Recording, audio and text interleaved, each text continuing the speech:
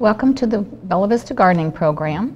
I'm Geri Hoerner, and today with me is Brian Grosnickle, and he's a fellow fellow Garden Club member, Bella Vista Garden Club member, and he's also the owner of Village Garden and Landscape Company on Trafalgar and Kingsland in Bella Vista. So we're going to be talking today about creating a garden for the birds. So we're talking about feeding the birds this month and what you can do. And also we're going to be talking about planting trees and shrubs to provide the food for the birds so you don't have to buy so much bird seed, because it's getting pretty expensive, all that bird seed. So if you plant some native plants or some berry producing trees and shrubs, it'll feed the birds and you don't have to buy so much bird food.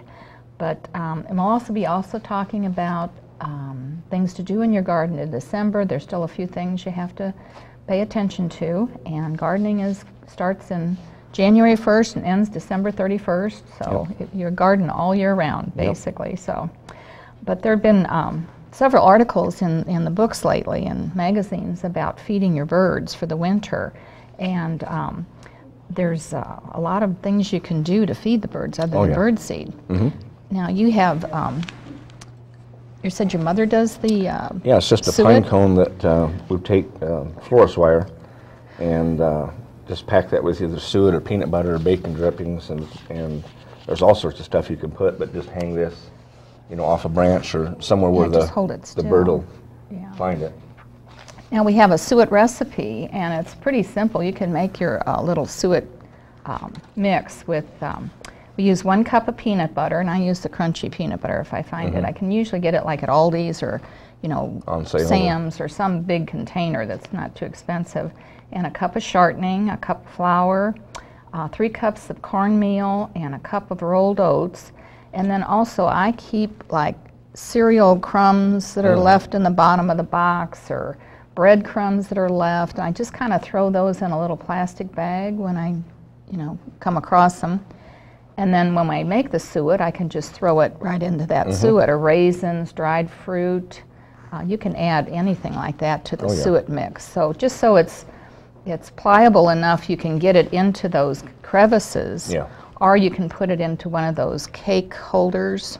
Or I've seen people take a log that has a split and then drill a hole through it. Right, you put some holes in that log and you put the peanut butter in. It's fun to watch them go in and get that peanut butter mix out of it. You attract so many different ones depending on what you put in it. And there's some birds that like fruit more than that. So, but the protein is good for them too. I know they need that for energy in the winter when it's so cold. They do need. When the colder it gets, the more protein they need to keep warm. So I'll have that recipe on the website, the Bella Vista Garden Club website. I'll put that recipe out there. But any kind of mix you can make to get the consistency of a pliable clump, like dough, cookie dough mixture. So. The other thing, Birds and Blooms had a wonderful article in their last issue in November about, they had 22 trees and shrubs that have berries that the birds would like. Now some of these are not probably too good in our area, but most of them I think we could probably grow here. And you may have some in your garden already. Yeah. Like the pokeberry, pokeweed. Yeah. Everybody's got pokeweed in the woods. And you probably got it around your place too. Yeah. And so we got some pictures of some of these plants and trees that you can add to your garden and to feed the birds. So we can go through some of these.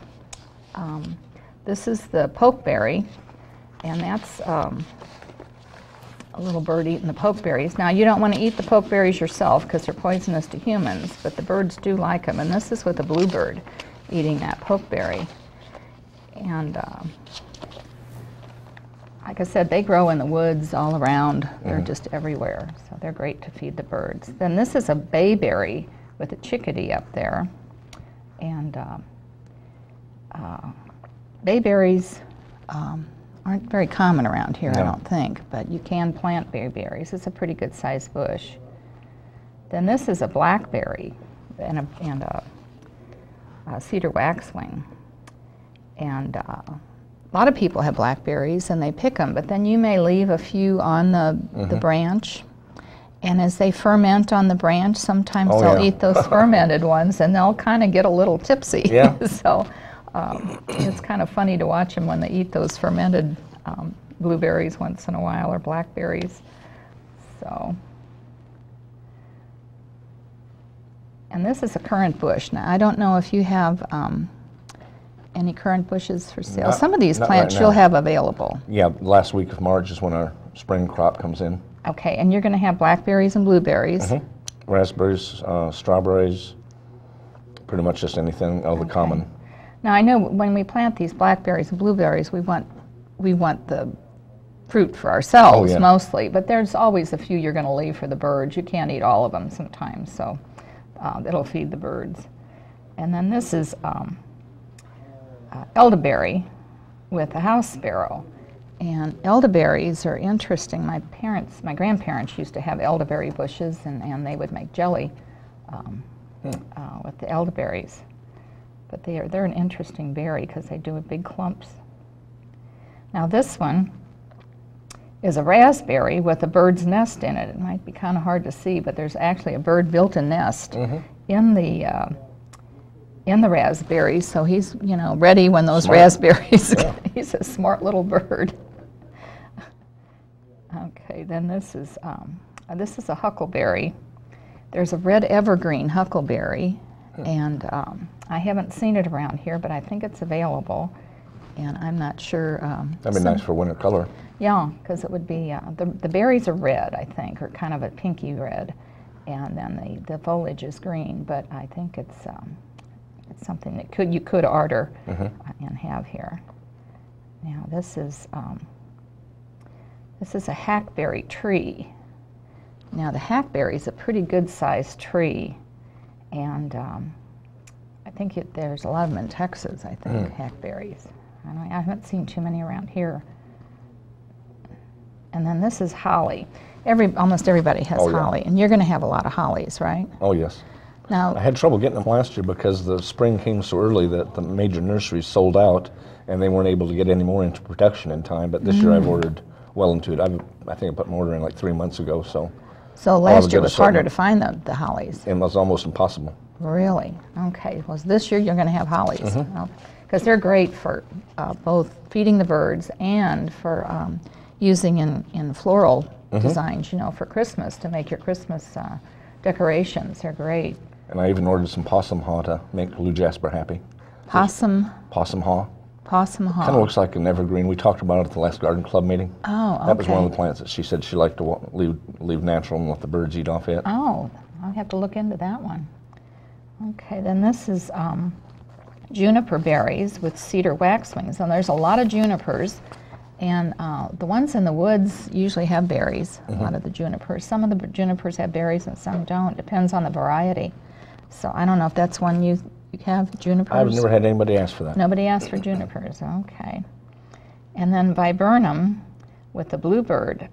There's a lot of varieties of viburnum also, and some get berries and some don't. So you just have to check on the variety, when you buy them, to see if they produce berries. But I have a viburnum that's a summer snowflake, but I have never seen berries on it. So I'm not sure if that one has berries or not. Okay, then this is dogwood. The trees that have berries are really interesting too, because dogwoods are everywhere. And this is with a little, this looks like a young cardinal. I think it's a juvenile cardinal at the dogwoods.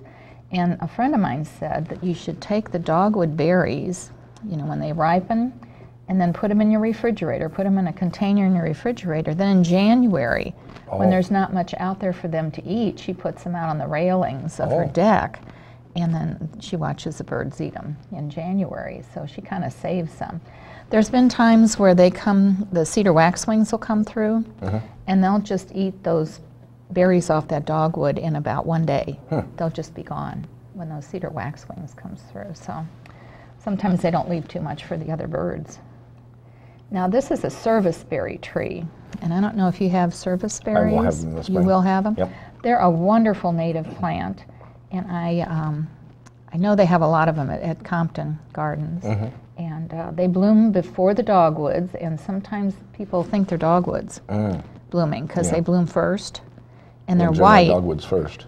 Yeah, and the dogwoods are usually, you know, early, but these you'll see out in the woods, and you'll think they're dogwoods, but they're really service berries. And they have a berry that's, I gotta go back.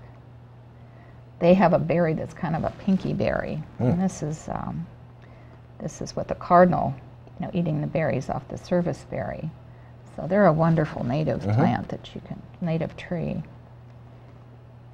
And then the black gum berries.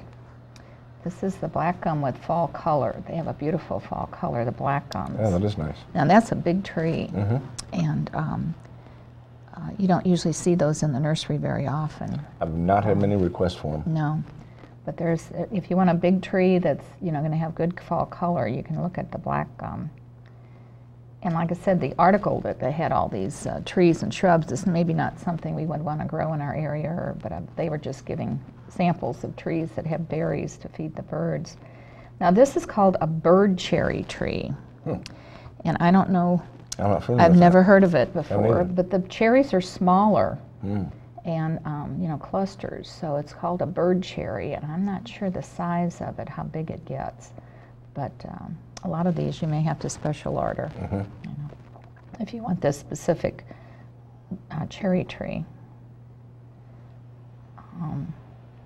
Then, I got too fast. This is a mountain ash, and that's another one I don't. I'm not familiar with that one either. I'm not real familiar I'll be doing with. some research later. And I'd have to see about adding a mountain ash. It's got a pretty little leaf, and the robins apparently like those berries. Now this is called a cucumber magnolia. Now, do you carry magnolias at all? I have magnolias, but not that specific variety. I've never heard of this variety. Apparently, this is the one that has these little fruits that come out, and then they if you open them, they come up with berries inside. And that's how they, after they're ripened and, you know, dried a little bit, they have these berries. But I've never heard of a cucumber magnolia. I think it grows to about 60 or 80 feet, so it's a big magnolia. That's a pretty good sized tree. Big magnolia. Okay, then this is the persimmon. Now there's a lot of persimmons around, and I don't know if you sell persimmons, but I don't think people don't ask for. Yeah. I've got one out back, and we check it every now and then for the knives or spoons or forks, but other than that. I don't think they're ripe. Well, I'm not sure if they're ripe enough. It'll probably be mid-December when they're ripe enough. I've seen a few that most of them are all spoons this year. Are they spoons? That means snow. So if it's a knife shape in this inside the persimmon, it's cold. If it's a fork, I think that's ice. Ice. And if it's a fork, it's that's ice. Fork and is a ice. Knife is cold, and a spoon is heavy snow. Snow. So we may have a lot of snow. They're predicting snow in December already. So, okay. Then this is a crabapple tree with a chickadee. Now crab apples. There's so many varieties of crab apples, and you can see this is still with snow on the branches, and there's still berries there, and they're still, you know, eating the berries when it's when there's snow on the ground. So. It's a great tree for color in the spring. Oh, sure. And then you have probably several different varieties. Usually 3 or 4. 3 or 4 varieties. So you can get any color, bloom, or size, or shape, basically. And then the last one here is our fringe tree. Now the fringe tree is a native tree too, and that's the berries on the fringe tree, and it has a beautiful white bloom in the spring. So I'm trying to get more people to plant fringe trees. I just think they're so pretty, and the leaves are real delicate. So it's a great native plant to use, and it can feed the birds also. So that's basically the plants that they talked about in Birds and Blooms. So it's a good assortment of color. There's great color, and then there's also other things that we have, you know, that are shrubs and trees that in our area that we have a lot of, and that's this is just one example that I got from my mom got it from a neighbor. Yeah. And what did you call this again? This was you're testing my memory. Bittersweet? Bittersweet. Yeah. That's bittersweet. And they use a lot of those in decorations for the Christmas season, you know, in the fall. And this is Pyracantha. A lot of people might not like this because there's some pretty vicious thorns on it. Oh, that can be a deadly plant. Yeah. It's got beautiful berries, and the birds do like the Pyracantha berries. So they're a great addition. If you put it somewhere where you're not going to be around it, Yeah. because we had to take a Pyracantha bushes out of our first house when we bought our first house, and we were bloody for a long time. Yeah, because they're kind of a vicious plant. those thorns will just eat you alive. So, but they do have a nice berry bloom, and so the other berries. I know the Nandina berries on the standard Nandinas. I never see a bird eat them. They say they do eat I don't them, know but if I they're think poison or bitter or what. I think they may be they pretty bitter, much leave and them alone. maybe they just eat them when there's nothing else around. They have to, yeah, if they're really hungry. But they're pretty berries, but I just don't know if they'll eat them very much. So, but you're going to have a lot of new plants coming in spring, and this is a good time to sit and think about what you want to add to your garden. Get some ideas. And Get ideas, and is there anything special that's coming in that's different? I probably have 30 to 40 different things that are either new varieties this year, or something that's slightly different, or a new color, or Oh, that's great. something that's either a dwarf or a climbing rose.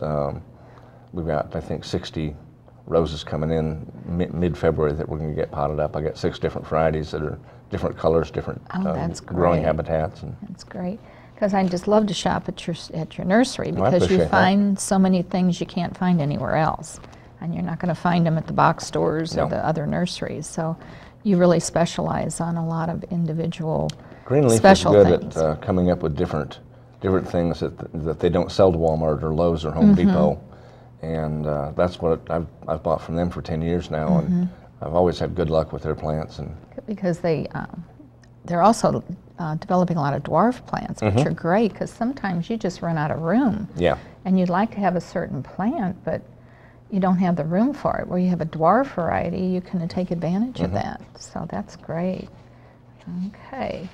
So like I said, we'll put the recipe of the suet, and I think you had another recipe your mom uses with I think she uses bacon grease and cornmeal and peanut butter, and she might put in some oatmeal. Okay, yeah, I usually put oatmeal in mine too. Yeah. So, but we can put a couple of the recipes on our website, and that would be bellavistagardenclub.com. So we'll check those, put those on, and I can also put this list of the plants and trees that have berries on, in case you missed any of the specific plants, and you can do some research as to, you know, how big they get and if they'll work in the area you want to use them. So we can do that. And I guess we need to talk about things to do in your garden for December. Now, there's not a whole lot to do, but No. still, Basic cleanup. you got your annuals. You're going to be putting in pansies. You can still put in pansies, We've still right? got a good selection of pansies and snapdragons. I've got some dianthus left and Dusty Miller, but those pansies, they're good to 25 below. Right. And I had mine out last year out front in the wheelbarrows till Mother's Day, and they made it over winter just fine. Yeah, they love the cold weather. Oh, but yeah. They sure don't like hot weather. Anything really above 70, and that They just stresses just them kind out. of, yeah, they do like to be watered. You have to Oh, yeah. keep them watered. Yeah, you'll notice if they get a little droopy, and as soon as you water them, they'll perk They'll right perk back right up. back and up, yeah. They'll do fine. And then if you have any herbs yet out in the herb garden, you have to just monitor for water for the herbs too. And bulbs, you can still, it's still a good time to plant bulbs. I've got early my December. crocus and daffodils, and a lot of that's already coming up. So Yes, they are. They're we've got to coming get some up cold already. weather to kind of put them on hold. Right. And I saw some foliage coming up of my hyacinths and you know, things like that. But you can still plant them. And sometimes this time of year in December, you find some great bargains. You know, they're trying to get rid of the bulbs that they didn't sell in the fall, and you can get some great Oh yeah. prices on bulbs and still get them in the ground. And they may bloom a little later in the spring, but they'll still probably bloom because they'll still get that 6 or 8 weeks of cold. Yeah. And then roses, you have to mulch them after the first couple freezes. We've had a couple, you know, close to freeze. We haven't had a real heavy freeze yet, I don't Not think, quite. have we? I don't think below 25. No, I don't think it's been that. So But in December you will have that freeze, and then it's a good time to mulch them. Now those roses that you said you're getting in, are they any of the drift roses? Those will be 1st of April. So you are getting drift roses? Yeah, the double knockouts and the drift roses will come in the 1st of April. The one I'm getting are bare root that we're going to pot and grow ourselves. Oh, great. That's great. Because then if they're potted, you can plant them anytime. Oh, yeah. You know. Yeah, once they're rooted and ready to go. Yeah, but if you get Arterum bare root, then they really need to be in the ground in February, March. About mid-February is when Yeah. is the latest I want to do them, because they Yeah. need about 6 weeks before in the container before they'd be ready to put in the ground. Right. And then I've heard so many good things about the drift roses, because people that have gotten those knockouts are complaining because they're getting too big. They do get a little size to them. The drift roses, I think they stay pretty small. They're almost a carpet rose. And I think Compton Gardens and Crystal Bridges Trails are using a lot of drift roses now. And Scott was saying he was putting drift roses in because they do stay a little lower, and they you know, are more like a ground cover, and they're very, you know, low maintenance. Sure. So the drift roses will be great. And they're similar to the knockout as far as being disease resistant. And you will have to spray for Japanese beetles is the only thing, because I mean they get to everything. Well, yeah. You can't get away from those Rather Japanese than that, beetles. I mean, black spot is not a problem with them, or powdery mildew or any of that. Yeah, they're really low maintenance. That's great. Now, as far as lawns are concerned, we still got to keep those leaves off that lawn. The leaves are still coming down. Even we had that heavy winds in November, but I know there are still leaves coming down. Sometimes it looks like it's raining leaves. And you just got to get it off your lawns. You can put them in your flower beds, or you can bag them and take them to the stump dumps, but don't leave the bags there. No. You know, just unbag them at the stump dump, and they'll take your leaves.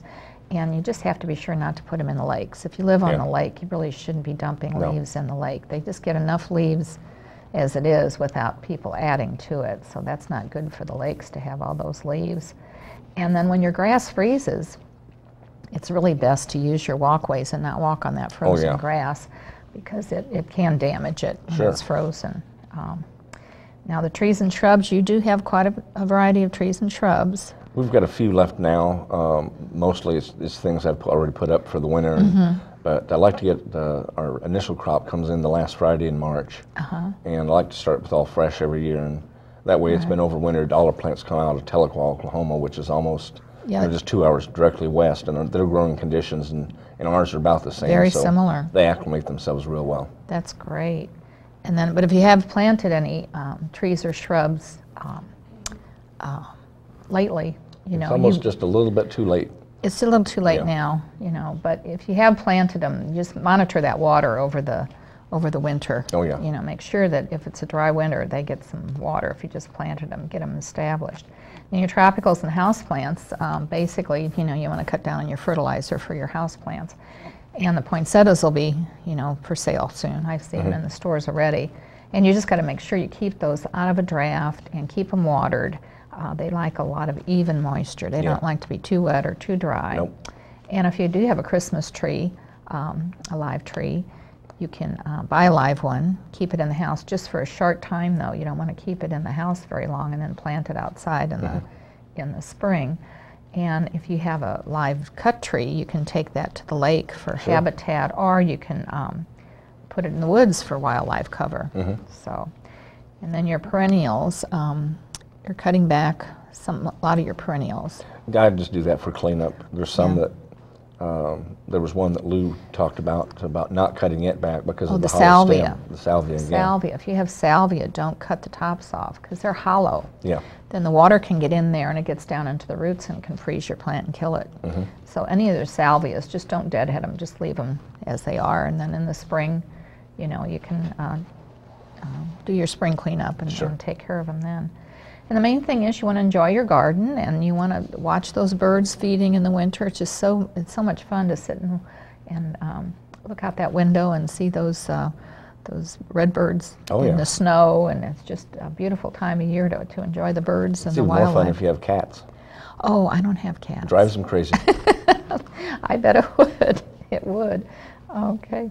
So if you have any other questions about gardening and want to do some more research, there's a Master Gardener website. That's BentonCountyGardening.org. and it's filled with gardening information. And the Bella Vista Garden Club website is bellavistagardenclub.com, and there's a lot of gardening information on that if you want to just put your feet up and see about that. And you're working on a Facebook page. Yeah, I've got a Facebook page for the Garden Club. I think we've got 28 members, I believe. Well, that's another place you can get information, and we are putting things on that Facebook page.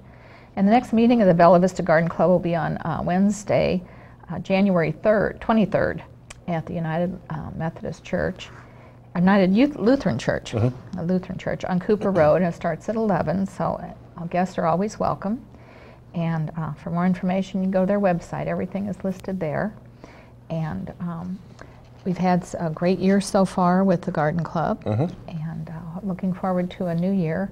We usually in January have our scholarship, but we presented our scholarships earlier in the year this year. So I think the program is going to be from on herbs, the history of herbs or something like that, from Shiloh Museum. A woman from Shiloh Museum is coming in January and talk about the folklore of herbs and so forth. We're getting more and more requests for those. It seems people are growing their own vegetables, their own fruits and things. And then you grow the herbs, you want to know what to do with them, and and how to grow them. So it's going to be a great program. And thank you, Jim Ryan, for joining us today. I'm always interested in seeing what's new at the nursery, and you just have such a great variety, and you've been so good to our Garden Club members. Well, it's a good group to be a part of. Brian's always giving us special discounts and treating us well and letting us know what's coming in, and he's been a great asset to the Garden Club. Well, thank you. And we're trying to get you in as a Master Gardener trainee in January.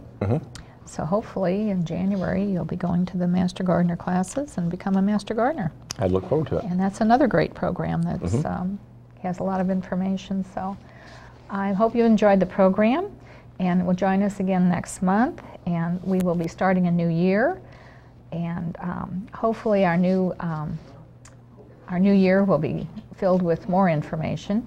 And if there's something that you'd like to hear or see about in gardening, a subject matter, you can just email us at bvgardenclub@gmail.com, and we can answer that email, and you can let us know if there's a certain subject you'd like us to cover. So until then, enjoy your winter and enjoy your garden in the winter, and feed the birds. Yep.